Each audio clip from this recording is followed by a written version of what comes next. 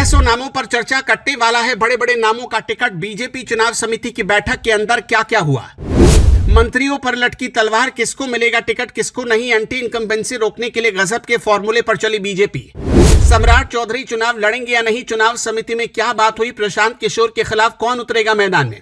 तो लीजिए, anti incumbency को रोकने के लिए गजब का फॉर्मूला बीजेपी ने ढूंढा है। 600 नामों पर विचार हो रहा है और उनमें से कुछ ऐसे नाम हैं जिनकी वजह से पुराने और धुरंधरों का टिकट कटने जा रहा है। मीडिया रिपोर्ट जो बता रही है उसमें इतना तो तय है कि बिहार में एक बार फिर सियासत गर्मा गई है। चुनावी बयार धीरे धीरे तेज होती जा रही है और इसी बीच भारतीय जनता पार्टी ने भी मैदान संभाल लिया है। सूत्रों से जो खबर निकलकर सामने आई वो बताती है कि बीजेपी ने बिहार विधानसभा चुनाव के लिए पूरी ताकत झोंक दी।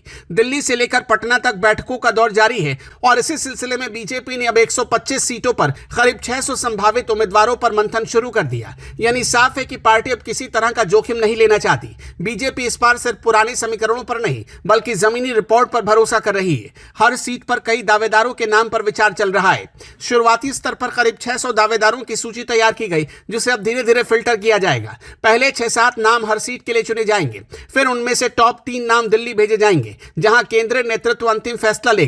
यानी इस बार उम्मीदवारों के चयन में सिर्फ चेहरे नहीं बल्कि परफॉर्मेंस, इमेज और ग्राउंड रिपोर्ट ही निर्णायक होंगे। लेकिन अब बड़ा सवाल यह है कि क्या सभी पुराने विधायकों को दोबारा मौका मिलेगा। इस सवाल का जवाब है नहीं। पार्टी के अंदर की चर्चाओं से साफ हो गया कि कई पुराने नेताओं का टिकट इस बार कट सकता है। दरअसल पिछले कार्यकाल में कुछ विधायकों के परफॉर्मेंस को लेकर लगातार शिकायतें मिल रही थी। कहा जा रहा है कि अलीनगर के मिश्री लाल यादव, नरकटियागंज की रश्मि वर्मा, लोरिया से विनय बिहारी और रामनगर की भागीरथी देवी जैसे कुछ नामों पर तलवार लटक रही है। ये वही नेता हैं जिन पर बागी रुख अपनाने के भी आरोप लगे थे, जिनके टिकट कटने की आशंका है। उनमें से ज्यादातर इनएक्टिव हो चुके हैं। पार्टी अब चाहती है कि संगठन के प्रति वफादार, जमीन से जुड़े और जनता के बीच सक्रिय चेहरों को ही टिकट मिले। इसलिए इस बार मापदंड बहुत सख्त है। रिपोर्ट कार्ड की जांच होगी, सोशल मीडिया इमेज पर भी नजर रखी जा रही है और स्थानीय लोगों से फीडबैक को प्राथमिकता दी जा रही। पार्टी की चुनाव समिति की बैठक में 600 से ज्यादा नामों पर विचार हुआ जिसमें युवा, महिलाएं, पूर्व सांसद और हार चुके सांसद भी शामिल हैं। इसके अलावा पार्टी ने खुद के लेवल पर भी एक सर्वे कराया है जिसमें पार्टी ने सारे विधायकों को उनके कामकाज के आधार पर उनकी रिपोर्ट तैयार करवाई। खास बात यह है कि कुछ विधायकों का प्रदर्शन खराब होने के कारण उनका पत्ता कट सकता है। सूत्रों के मुताबिक 15 से 18 मौजूदा विधायकों का टिकट कट सकता है जो विनेबिलिटी पर आधारित है, यानी जिताऊ कैंडिडेट को प्राथमिकता दी जा रही है।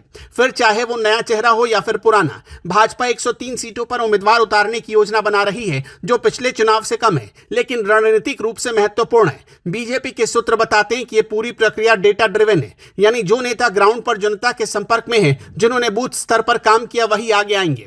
पार्टी का लक्ष्य है कि 2025 में बिहार में विपक्ष को बड़ा झटका दिया जाए और सत्ता में लौटने की पूरी रणनीति इसी सोच के साथ बन रही है। याद दिला दें कि पिछली बार बीजेपी ने 110 सीटों पर चुनाव लड़ा था जिनमें कई सीटें उसने जेडीयू के साथ तालमेल में छोड़ी थी। लेकिन इस बार समीकरण बदले हुए हैं। जेडीयू अब अलग रास्ते पर है और अपने संगठन को मजबूत कर रही है, जबकि बीजेपी अकेले दम पर अपने नेटवर्क को मजबूत करना चाहती है। हालांकि दोनों साथ में मिलकर ही चुनाव लड़ रहे हैं। प्रदेश अध्यक्ष डिप्टी सीएम सम्राट चौधरी, संगठन मंत्री और चुनाव प्रभारी विनोद तावड़े लगातार बैठकों में व्यस्त हैं। हर जिले के कार्यकर्ताओं से रिपोर्ट ली जा रही है। संगठन के विभिन्न प्रकोष्ठों को सक्रिय किया गया है ताकि बूथ लेवल पर पैठ बनाई जा सके। बीजेपी का फोकस अब सिर्फ मोदी फेस पर नहीं बल्कि लोकल कैंडिडेट और ग्राउंड इशू पर है, क्योंकि बिहार में जातीय गणित और क्षेत्रीय समीकरण दोनों का बड़ा रोल होता है। पार्टी जानती है कि नीतीश कुमार की सरकार के खिलाफ जनता में एक असंतोष है, लेकिन उस असंतोष को वोट में बदलना आसान नहीं होगा। इसके लिए जरूरी है कि हर विधानसभा क्षेत्र में बीजेपी एक मजबूत लोकल चेहरा खड़ा करे। यही वजह है कि टिकट की दौड़ इस बार बेहद कठिन हो गई है। पार्टी एक विधानसभा में कम से कम 5 से 6 कैंडिडेट के नामों पर विचार कर रही है। आखिर में टिकट किसी एक को मिलेगा। दिलचस्प बात यह है कि पार्टी ने उन नेताओं की भी लिस्ट बनाई जो पिछली बार हार गए थे लेकिन ग्राउंड पर लगातार सक्रिय हैं। ऐसे नेताओं को दोबारा मौका मिल सकता है, जबकि निष्क्रिय या विवादों में रहे चेहरों को बाहर का रास्ता दिखाया जा सकता है। खैर, बीजेपी की इस रणनीति पर आप क्या कहना चाहेंगे, हमें कमेंट बॉक्स में जरूर बताइएगा।